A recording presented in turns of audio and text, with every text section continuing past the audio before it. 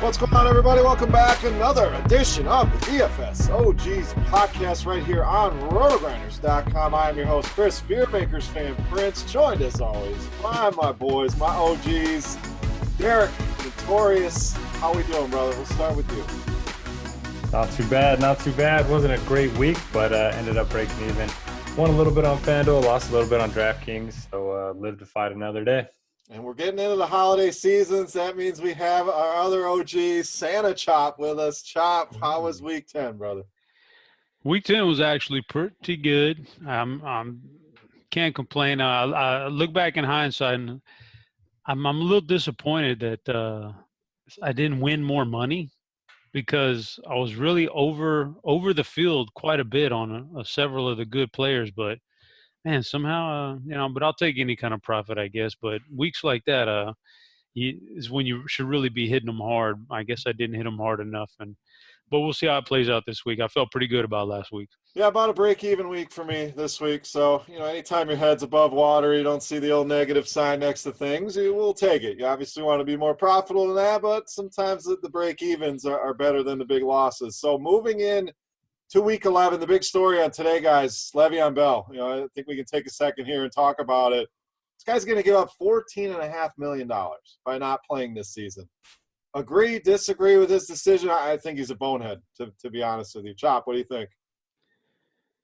I'm gonna agree with his decision just based on the fact that it's his decision. And like $14.5 million to me and you is one thing. To him, I think it means something totally different. So just trying to put myself in his shoes and know he's probably got a ton of money already anyway. So like for another $14.5 million isn't make or break. But if you go out there for that money and you get injured, and you can't get the long-term deal and they keep stringing you along, then maybe you cost yourself money a lot more money in the long run if you get injured, not to mention the fact that I just think sometimes it's just about principles too. So you got enough money to do what you want. $14.5 million isn't doing nothing for you. Now you got this organization that doesn't want to reward you for everything that you've put in from day one that you've been there. And you had major knee reconstruction already. So, and they don't want to reward you now for that. So, okay, I'll sit out the year and go somewhere else. So it's about principles too. So I'm all for him doing what he wants to do. The principles I agree with. That I agree, but the what ifs and you could get hurt. You could get hurt doing anything. You would get hurt walking down the street, some people. So yeah, but you know what?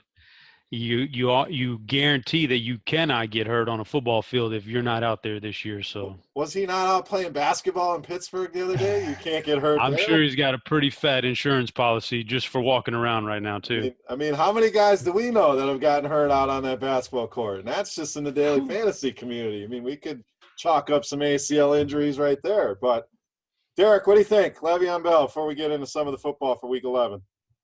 I think Chop makes some good points. These running backs, especially in the NFL, they just have such a short lifespan for them to be able to make money. And, we've seen so many players just get injured and have it in their career. So, yeah, I mean, he makes some good points. I think I don't think he's going about it the right way necessarily, but, yeah, I'm somewhere in the middle. I mean, I wouldn't pass up that money myself, but he's standing up for what he believes in, and it's his choice. So, whatever it is. Noto, our politician, right in that middle line. There you go. I like it. We definitely are on different sides of the fence here. But let's get into some football here, guys. Can't believe it's already week 11, so we're running out of time to make some money. We got Thanksgiving next week, so we know that's a chopped-up slate. So get a full slate here. We do have 6 teams on bye in week 11, so the pot will be a little bit shorter this week, but we will cover the early games here. As always, the main slate come back for part 2, where we'll talk the late games, the Sunday night, the Monday night game. I think that's the story this week. Rams and Chiefs with a total over 60. So we'll get into that one in part 2. And, of course, answer user questions. But in part 1, we always start with Thursday night football. Derek, we'll start with you. We got Green Bay going to Seattle. So it should be an interesting game here. 2 teams playing pretty well. Seattle almost took out the Rams. Green Bay handled Miami at home. Now on a short week, going to Seattle. What do we expect here? Let's kind of handle it like we always do. Let's look at that captain spot. Who are some of your favorites there and maybe some value plays out of this game? Yeah, so Seattle's defense has been better than most people give them credit for. I know, they didn't look great last week, but it was on the road. Now they come back home. So yeah, it'll be interesting to see how this game plays out. We saw Aaron Jones, sort of take over that backfield, 74% of the snaps, 18 touches for 172 yards. This is a game where whatever team's playing from ahead, they'll likely lean on the run, especially if it's Seattle. They definitely don't want to pass the ball. We saw Russell Wilson even in the game where they were trailing all game. He only threw the ball 26 times. So yeah, I think the captain for me is probably going to be one of the running backs from Seattle, whoever it may be. If Carson ends up, missing again, then you can maybe take a shot on Mike Davis or Rashad Penny. Both looked very good last week. Penny kind of got the big plays, but I think Davis is going to end up out snapping him again, and he's kind of the pass catcher in that backfield. Still don't know what to do with these receivers. David Moore is probably the sneaky one of the three, with Baldwin and Lockett getting a little more attention. Nick Van Ness caught another touchdown last week. You can maybe look at him as a cheap play. And then for the Packers, we saw MVS see as many targets as Devontae Adams. I think you can play them both. I think you play Rodgers. So yeah, I think I'm just going to go a little different and maybe use one of those Seattle running backs in the captaincy spot. Now, Chop, if you believe what Pete Carroll says, he's saying Chris Carson's going to be ready. But that's not a guy I believe many things that come out of his mouth. It's very optimistic about everything. Every player's the best guy in the world. So looks like it could be a three-headed committee there. Interest in the Seattle running backs. Derek seems to like them. And then captain spot. Who are we looking at? Are we going cheap, or are you rolling with some of the studs up top? This is a pretty easy game for me to decipher right here. I don't mind this. This is pretty easy stuff. For Seattle, it's, they want to run the ball. And I've convinced now, we've seen it enough, that they just don't want to pass the ball very much. Maybe it's because Russell Wilson took such a beating the last couple of years that they've had enough of that. They're going to force the run no matter what. But whatever it is, their offensive line opens up holes, and whoever's running gets through these holes. Rashad Penny did it last week. Mike Davis had a heck of a yards per carry average with splitting time there. Chris Carson's done it all year. They can run on anybody. That's what they want to do. So if Carson is active, he's the guy. You put him in there. If not, then those other two guys, you got to try to figure out what to do there. But I think that's just a pure split right there. I'm had enough of Doug Baldwin. I don't think he's back to form. I don't think he will be back based on some of the things we've seen out of Russell Wilson this year and the lack of throwing. Like Derek said, the attempts just aren't there, so it's going to trickle down. Tyler Lockett's the most attractive receiver out of this bunch, and that's not even that great at all. And on the flip side, here's where it's interesting for a showdown slate. After that game, everybody will be on Aaron Jones. But I just don't see how Mike McCarthy, after all these years, has suddenly learned a lesson. Like, he's the most boneheaded coach we've seen in the NFL, almost, outside of maybe the Clapper in Dallas. So, I could definitely see Aaron Jones not getting the run this game after getting all that run last game, and he doesn't get the same amount of work this game, and everybody's cursing out McCarthy again after next week. So I could see fading Jones here strictly from a strategic standpoint in showdowns. Adams is a great play. He had an incredibly difficult matchup last week and still came out with 2 touchdowns. Randall Cobb did not make the trip to Seattle, so it's going to be MVS again. So I could see loading up on Rodgers to Adams to MVS in this game for Green Bay.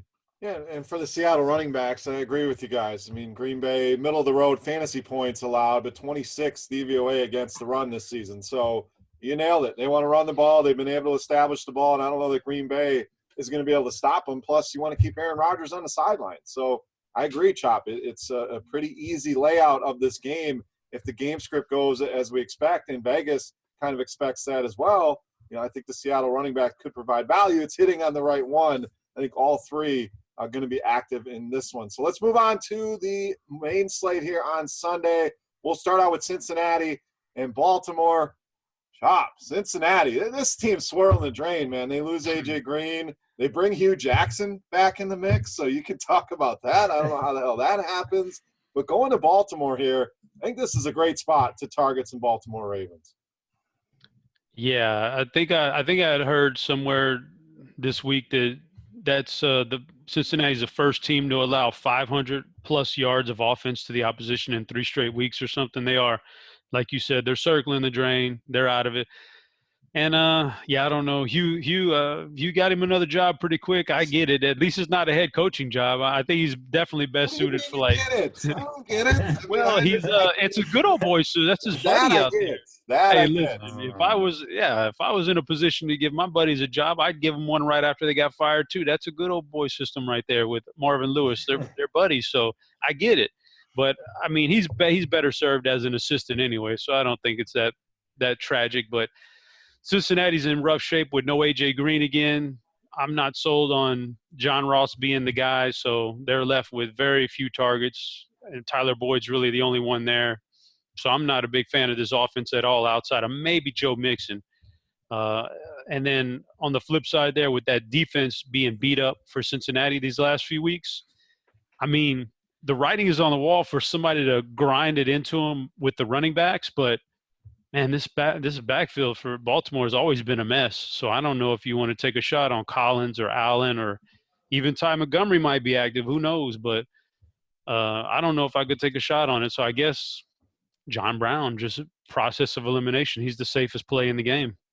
And then there's no line in this game. We're waiting on Flacco news. You know, it was, dire straits earlier in the week. Is he going to play? Is it going to be Lamar Jackson? It's trending towards Flacco playing, but thoughts on Lamar Jackson? If it is Lamar, Chop, we'll go to you real quick on this one. 4,700. Oh, man. Thoughts.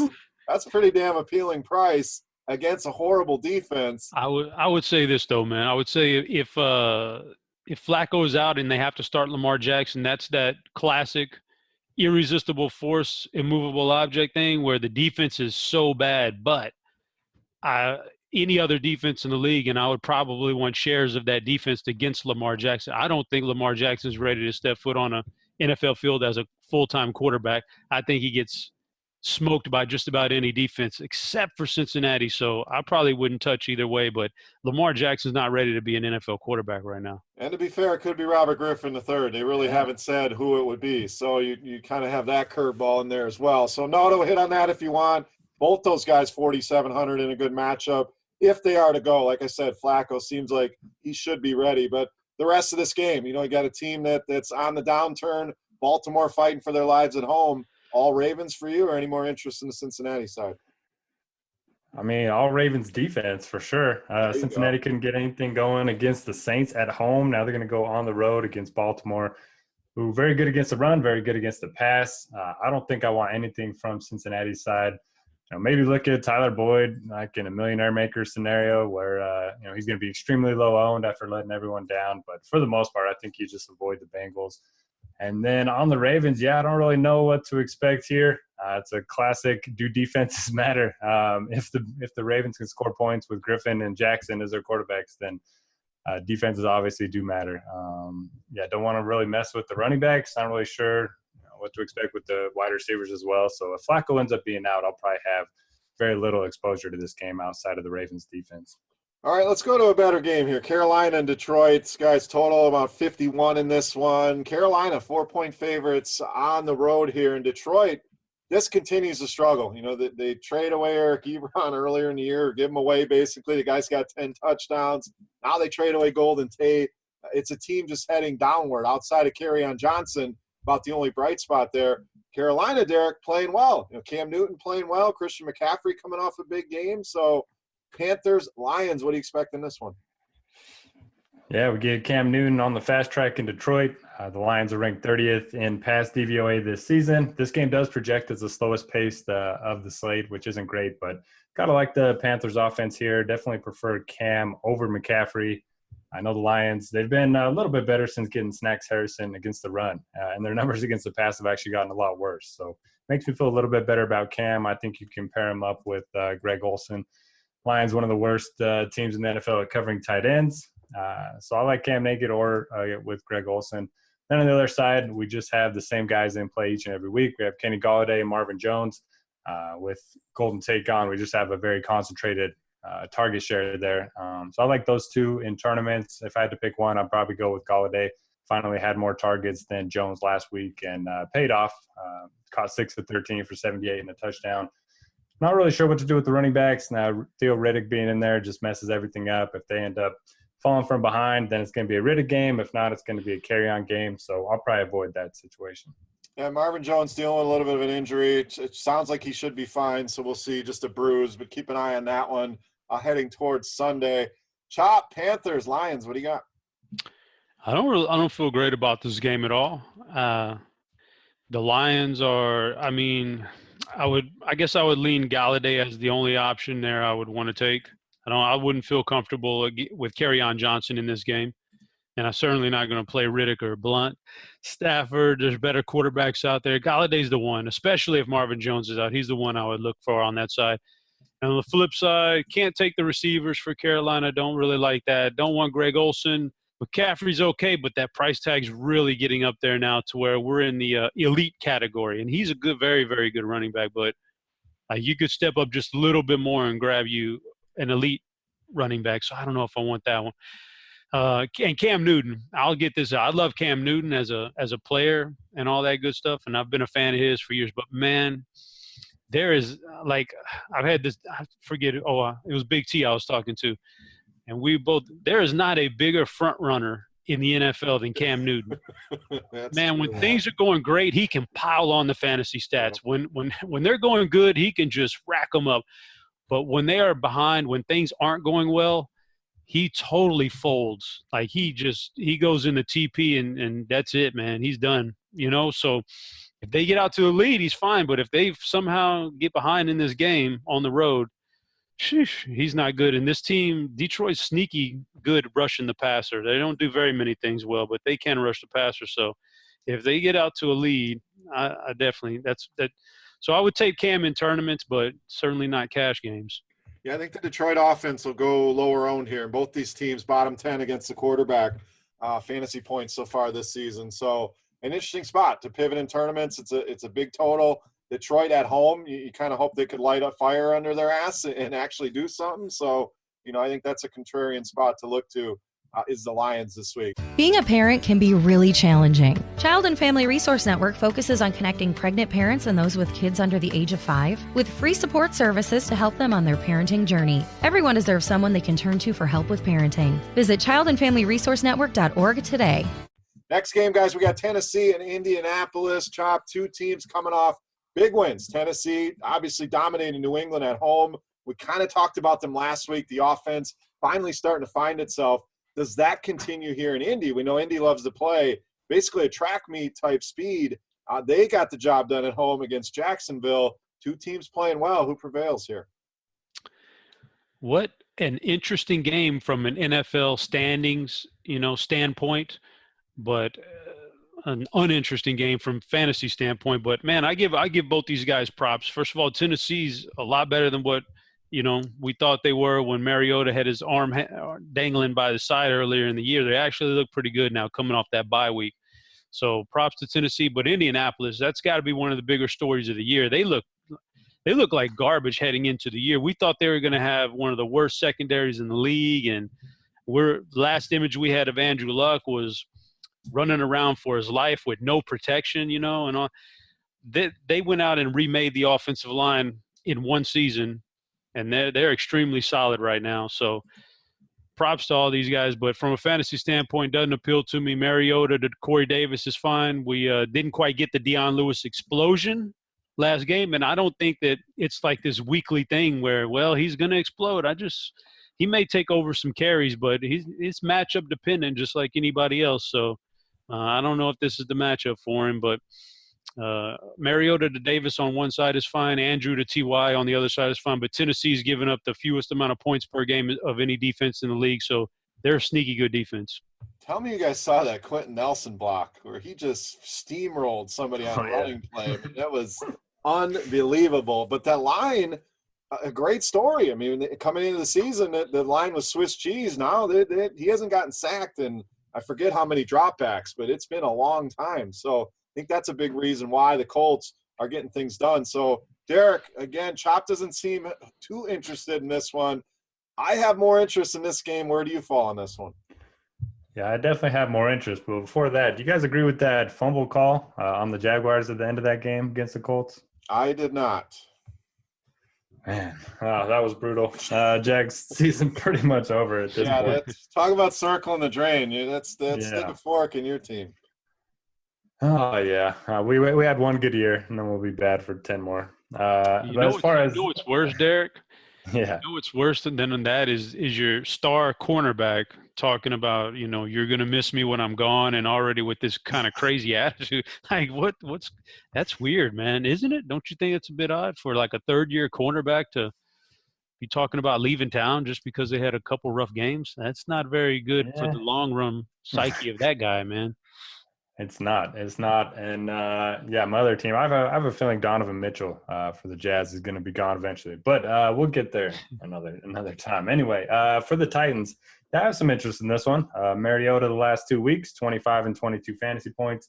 He's averaging 30 rushing yards per game, so you do get that solid floor for a quarterback. He's cheap once again. 5,500 is not a bad price point. I always like these games indoors.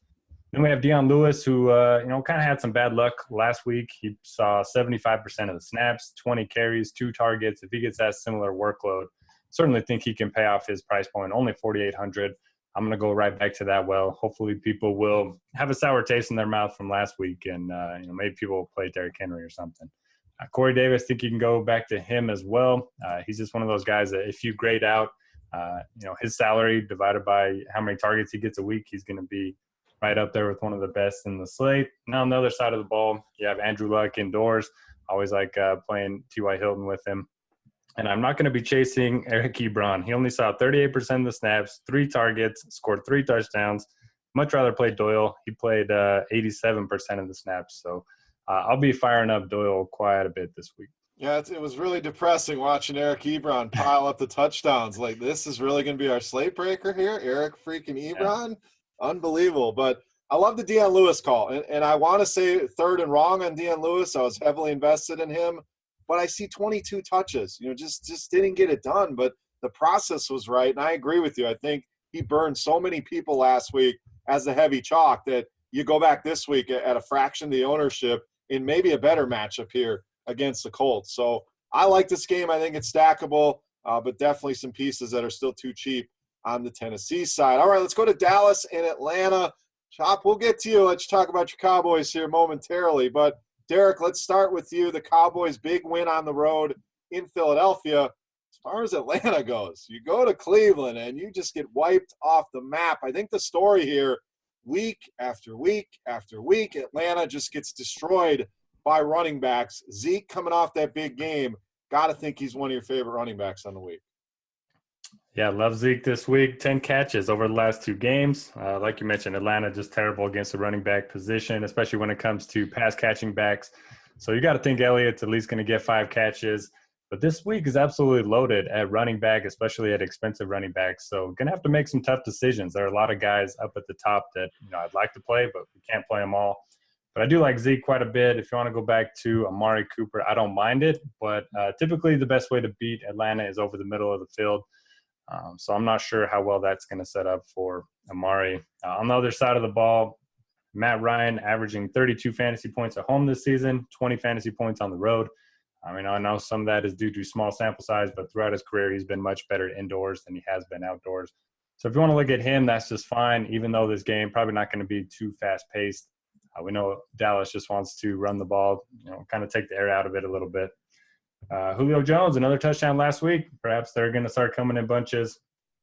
He's just always my favorite receiver to target. I don't know. It's because I've been burned by him so many times that I just have to go back to that well. But I do like him again this week. Then we have Austin Hooper, who's just been quietly having a really nice year. He'll just have these strange weeks where he gets double-digit targets. And when that happens, it pays off. So he's probably not going to be in my cash game tight end, but I do have some interest in him in tournaments. Notre Dame has touchdown Jesus Chop. Atlanta now has touchdown Julio. That's 2 in a row. So we going back to that. Well, Derek likes him. I agree. I think it's more of the losses that I've had playing Julio. So, Derek, we're in the same boat there, trying to recoup that. But any worry about Dallas? And we know they play very, very slow here, Chop, and you're the Cowboys fan. Any worry about them slowing the game down enough where Atlanta maybe isn't a primary target to Matt Ryan's and Julio Jones's this week?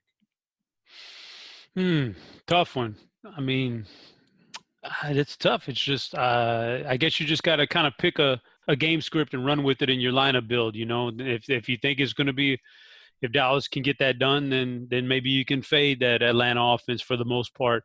I kind of tend to think that if I'm going to play anybody from Atlanta, it's going to be Julio. And also, we're at that time of year. We've said it before. We've said it on several times actually, that you got to be looking at defensive injuries right now whenever the inactives come out, and keep your eye on that stuff. And it definitely holds true for Dallas, who has several very key guys, highly questionable going into this Atlanta game. So if they have some of those defensive linemen not end up suiting up, then I think you could fire up Matt Ryan to Julio Jones a lot more comfortably than you can if they're fully healthy. If they're fully healthy, they could cause some problems for Matt Ryan. So be aware of that. But on the flip side, Elliott's got to be – I think he's probably my favorite running back this week. I'm not just being biased. Like, he's all their offense they have. Everything runs through him, passing game and running game, yet he still comes out and delivers even though the opposition knows that. Now you get a very weak opponent. I think Elliott's a game changer this week. Yeah, I love him as well. You know, and anyone worried about ownership, look, you got Gurley, Gordon, Barkley, Kamara, Hunt, McCaffrey, David Johnson, Mixon, Connor. Can't play everybody, you know, so I don't think there's going to be one guy that's going to be overly owned where you worry about ownership. I agree. Zeke kind of falls in the middle pricing-wise of all these guys, but might have the best matchup out of all these guys that we're going to talk about. So I agree. One of my favorite plays, I'll be definitely overweight on the field on Ezekiel Elliott. All right, Chop, next game, Tampa Bay and the Giants. How in the hell do you throw for 400 yards? Does your team go for 500 yards? And you score 3 points? So address that. And then the Giants. You know, it's been an ugly season, but you got to give him credit for last night. Eli, is he a Hall of Famer? Is he not a Hall of Famer? But he got the job done last night. Tampa Bay and Giants, what do you think? Such a sneaky good game right here for fantasy. I love it. I like Tampa Bay going into New York. I could definitely see Fitzpatrick. Like, it wasn't about the yardage or anything. It was about the touchdowns. So he just didn't get them. They just didn't fall his way. There was too many turnovers in the red zone. Like, every time you looked up, they were turning the ball over in the red zone. So I got to think that kind of changes and balances out a little bit this week, and he gets some of those touchdowns and puts up the 300-yard bonus too. So love me some Fitzpatrick. Love me some Mike Evans, although he's got several targets you can throw to. It almost sucks he has so many targets. It's tough to pair him with one guy in particular. O.J. Howard's in the mix too. So I love all that passing game. It's an easy offense because you don't have to worry about the running backs. You just fade those guys. I'm not playing a Peyton Barber. I don't care. So I'm out on that. And then on the flip side, New York, man, I love this spot for them. They just had a good, solid passing game against San Francisco. Now they get this matchup right here. Certainly think that they can take – like, Washington had no desire to really take advantage of that bad secondary. That's not what they want to do anyway. So, but New York can with Odell and Sterling, and Eli didn't look half bad. So I could definitely see New York putting up a very nice game here against Tampa Bay. I definitely want pieces of that passing game. Maybe Dirk Cutter should just give the play calling back. I mean, he takes over the play calling. That's where they're putting up points every week. They're putting up yards, and they score 3 points when he takes things over. So somehow that guy still got a job. Derek, thoughts on Tampa Bay and the Giants? Yeah, I agree with Chop on this one. Love it from a fantasy perspective. Not many games in New York have a total over 50, so I think this is going to be a good one. For the Giants, you just go right back to the two, superstars. Yeah, Saquon Barkley going up against the Bucs defense, 22nd against the run, 31st in DVOA against pass-catching running backs. I think it's a blow-up spot for him. He's one of my favorite running backs. And then you have Odell. I like him over Michael Thomas this week. He's got a higher market share, more targets per game, and I just love the matchup against the Bucs, who've just been awful on defense all season. So I wouldn't mind using both Barkley and Beckham in the same lineup. And if they're both going to go off, maybe you pair him with Eli. I mean, I know he's not great, but all he's got to do is get the ball to those two, and he could easily run into a 300-yard game. On the opposite side, you guys mentioned Fitzpatrick. Didn't find the end zone, still had 20 fantasy points. That's pretty impressive. Anytime you can do that, going to be on my radar moving forward. I've been playing Fitz a ton this year. No reason to stop now. The Giants 27th in DVOA against the pass. And I don't really like pairing him up with, his receivers. He's got a lot of different weapons that he, uses on a weekly basis. You can maybe go back to Mike Evans. He burned me a little bit last week.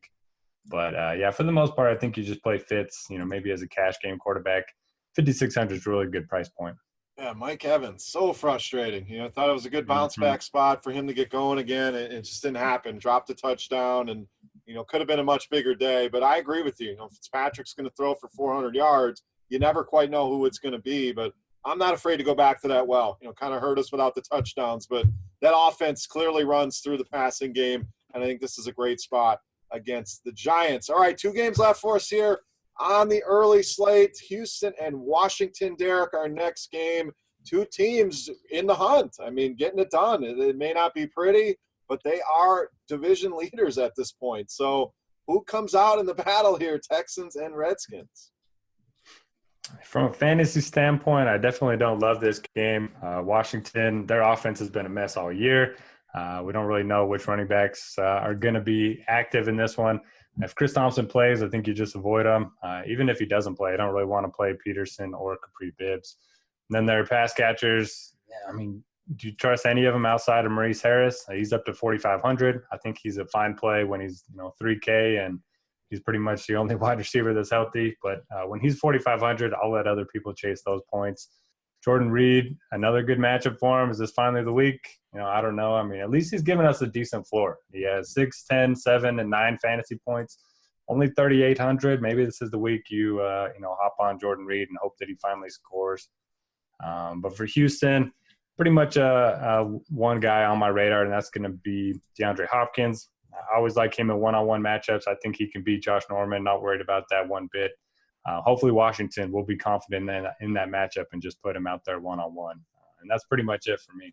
Yeah, it's a fun game as an NFL fan, but daily fantasy, Chop, I'm having a hard time. And Houston, very good against the run. That number 1 DVOA, that kind of takes AP out of the question. We know the rest of that offense, not much to write home about. I agree with Derek that it'd be nice to get Jordan Reed going, but it just has not happened. So Redskins side, anything there for you? Houston, kind of the same story. For me, it's the same. It's Hopkins, not much else.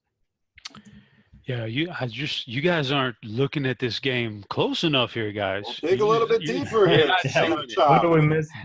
First of all, Washington on that Washington side, they're very similar to Seattle in that they just don't want to pass the ball, whether they don't trust Alex Smith or they just don't have the weapons. Don't go here again, Chow. They just don't want to pass the ball. So I'm not taking anybody on the Washington side because you can't take first of the passing game. Even with the injuries to the wide receivers, you can't figure out who they're going to throw to, and they don't throw enough anyway. So I'm out on this entire offense, which leads me to the other side. Maybe the sneakiest, best defense this week is Houston. Like last week, going into that week, all the talk was Washington without their offensive linemen. They're so banged up. But we couldn't take advantage of it because they were playing Tampa Bay. Well, bam, here we go. We have a team coming off a bye with an actual couple of pass rushers up front that can really deliver the knockout blow. This is the one. I'm loading up on Houston's defense here. Love Houston's defense to take advantage of this Washington. I usually don't like defenses on the road, but I'll break that rule this week, and I'll take Houston's defense for if I'm laying out my percentages on Sunday morning, I don't like to go over 20% on a defense because you just never know. So maybe I'll break that rule too, go 30 or 40 on Houston. I do like Houston's defense a lot.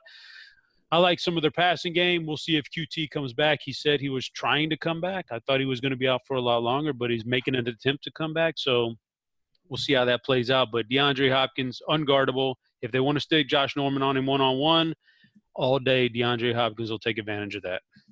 So Kiki says high possibility he'll be back. That's his own words. So keep that in mind. The player always has a high possibility to come back. But Chop, you tell us we didn't dig far enough. You dug up a defense.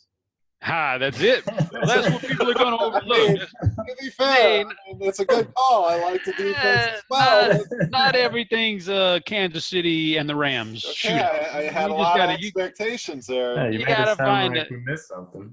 Well, you guys didn't mention the defense. You don't. Last week, weren't you thinking the same thing? Damn, this Washington offense is terrible without these offensive linemen. We got to take advantage, but we can't because it's Tampa Bay's defense. We can't do nothing with it. Well, now here we go. I was borderline too. That's how bad I think Washington's going to be. Well, now we have a defense that can take advantage of it. I'm so in on Houston's defense this week. The problem is Mr. Alex Smith is for what he is, he doesn't really turn the ball over that much. That's my concern. I like the line. I like the pressure you're able to get. I like the call there. So let's move on. Let's wrap it up here. Pittsburgh and Jacksonville. Eric, we already hit you once on the Jags, so I'm going to leave you alone. But this is a game last year that was very entertaining. Big game out of Leonard Fournette. Big game out of your Jags defense. But this time around, not so sure. So, Chop, what do you got here? Pittsburgh onslaught maybe against this Jags D? I don't know. That's a tough one. They're in Jacksonville. I don't know, man. I don't know if it could be an onslaught. I think Pittsburgh onslaughts are mainly at home, so maybe Jacksonville keeps it more competitive. Maybe they show a little pride here. I'm not sure. So, but you can always play James Conner, assuming he gets out of concussion protocol. You can always play Big Ben. Antonio's matchup proof, and Juju is also. So it's pretty much a very centered offense. We know what it's going to be. It's going to be those four guys: Roethlisberger, Conner, Brown, and Schuster. So I think they're all in play and they're fine. And but I don't think it's an onslaught necessarily. And for Jacksonville, what do you do here? I don't trust Blake Bortles. I don't trust his targets. I would want to play Fournette at this point, but they're going to be underdogs to Pittsburgh. They may be playing from behind, so I don't know if you can do that. But Fournette did.